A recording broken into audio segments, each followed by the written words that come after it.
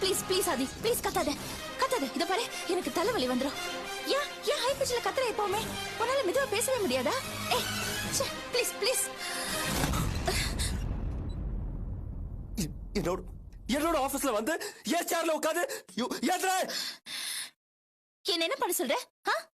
நான் ஏன் ஆபீஸ்ல உட்கார்ந்துகிட்டு ஏன் வேலையை பண்ணணும்னு தான் நினைக்கிறேன். ஆனா நீ விடுற மாதிரி இல்ல. நான் எங்க போனாலும் நீ அங்க வந்து நிக்கிற. நான் என்ன வேலை செஞ்சாலும் அதை நீ கெடுக்க பாக்குற.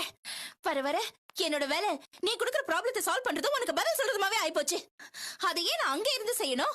இங்கே இருந்தா நீ என்னெல்லாம் செய்ய போற, நீ என்ன தேர்ட் ரேட்டட் வேலை எல்லாம் பண்றியோ அதுக்கு உடனே பதில் சொல்லலாம்ல.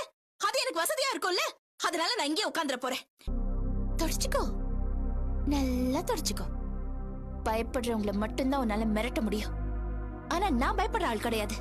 ஏன்னா நான் தனி ஆள். என்ன நீ மிரட்ட முடியாதுடா.